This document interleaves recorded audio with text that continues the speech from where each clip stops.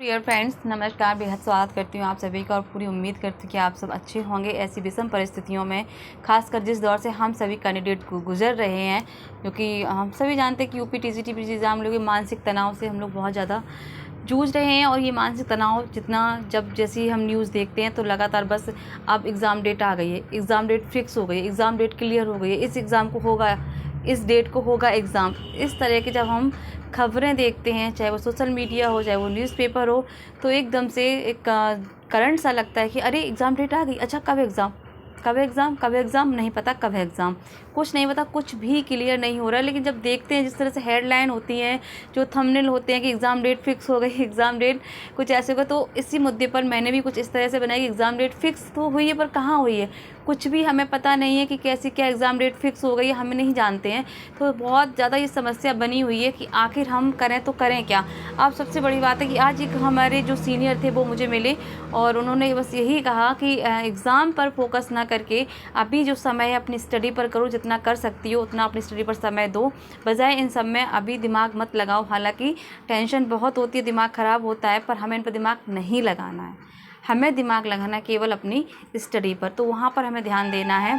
तो यही करना है क्या कि अपनी जो भी चीज़ें रह गई हैं, कुछ पोर्शन ऐसे कमज़ोर हैं, वीक हैं, तो हमें उनमें सुधार करना है। यदि आप पीजीटी के कैंडिडेट हैं तो भी अभी थोड़ा बहुत समय है आपके पास। यदि आप टीजीटी के कैंडिडेट्स हैं तो भी आपके पास समय बचता है कि आप अपनी तैयारी को और ज़्यादा बेहतर और अच्छी तरीके से कर सकते हैं। अब यहाँ पर बात ये आती है कि तैयारी कितना करें। हम पक चुके हैं 3-4 साल से कर बिल्कुल समझ सकती हूँ। सच में मन नहीं लगता है, बहुत ज़्यादा निराशा हाथ लग जाती है और हम मध्यम पड़ जाते हैं, ढीले पड़ जाते हैं। लेकिन अभी भी आप यकीन मानिए बहुत सारे ऐसे छात्र हैं जो इन चीज़ों से बिल्कुल भी मतलब नहीं रखते हैं कि एग्ज़ाम कब होना है कब नहीं होना, लेकिन वो उनकी तैयारी बहुत सॉलिड वाली हो रही है। यानी कि उनकी जो चीज़ें रह गई हैं, उन्हें लगता है कि मुझे ये चीज़ तैयार करने का मौका तब नहीं मिला, अब मिल गया है, तो अब हम इस पर अच्छी सी अपनी पकड़ बना लें। मुझे भी सजेस्ट किया गया था 1-2 बुक के लिए कि यदि आपने वो नहीं पढ़ी है तो उन बुक को ज़रूर पढ़ लीजिएगा।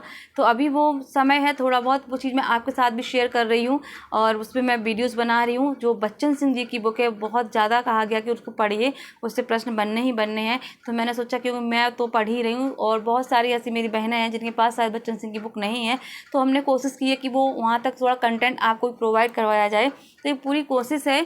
हालाँकि उसको 2-4 लोग ही देखते तो मुझे उससे कोई दिक्कत नहीं है, जितना कुछ ही के ही काम आए पर वो काम आ जाए मेरा शेयर किया हुआ। तो बस वही है, मैं Bachchan Singh class 1, class 2, class 3, class 4 में ऐसे करके वीडियोस डाल रही हूँ। तो उसमें जो रीडिंग है, मैं बस रीडिंग लगवा रही हूँ। वो इसलिए कि जब तक आप टेक्स्ट बुक को डीपली नहीं पढ़ेंगे तो कुछ चीज़ समझ नहीं आएगी। मान लो मैं अभी वहाँ से प्रश्न तैयार करवा दूँ आपको, प्रश्न तो तैयार हो जाएंगे, आपको आंसर पता चल जाएगा, लेकिन जो चीज़ें उसका बेस होना चाहिए कि इस कैसे कहाँ क्या बना है, तो तब तक चीज़ें क्लियर नहीं होती हैं।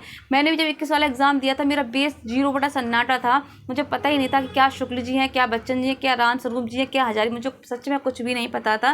लेकिन 21 का एग्ज़ाम देने के बाद फिर चीज़ें, दिमाग भी खुला और चीज़ों को मैंने बहुत ज़्यादा सोचा समझा और ज्ञान अर्जित करने की कोशिश की, खोजी।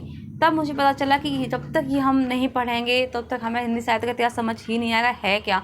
तो आप पूरा विश्वास है कि हाँ भाई हमने हिंदी साहित्य को पढ़ा है तो हम कहीं ना कहीं कुछ ना कुछ कर सकते हैं। तो यहाँ पर बस वही है कि जो होता है कहते हैं अच्छे के लिए होता है, तो समय को सकारात्मक लीजिए, नकारात्मक नहीं लीजिए। तो इस समय को सकारात्मकता के साथ अच्छे से आप लोग इसका सदुपयोग करिएगा, बजाय दिमाग में टेंशन लेने के। तो बस यही है कि जो चीज़ें छूटी हैं, जो नहीं हो पाया, उनको पूरा करने की कोशिश करिए। और अच्छा है कि जब आप एग्ज़ाम हॉल में हों तो आपकी चीज़ सब कुछ बहुत अच्छी हों, बस यही है। तो अपने लगे रहिए, कंटिन्यू पढ़ाई करते रहिए, बाकी दिमाग में जो टेंशन चल रही है उनको दरकिनार करिए और नॉर्मल हो जाइए। बाकी जब जो होगा वो हो जाएगा। तो ख्याल रखिएगा, स्वस्थ रहिए, मस्त रहिए। और हाँ, बच्चन जी और राम स्वरूप चतुर्वेदी जी इस समय में ज़रूर पढ़ लीजिएगा, ये मेरा आपसे आग्रह है। आपकी इच्छा है, माने ना माने, सजेशन मेरा है और आग्रह भी। तो वाणी को दूंगी विराम। नमस्कार, जय हिंद, जय भारत।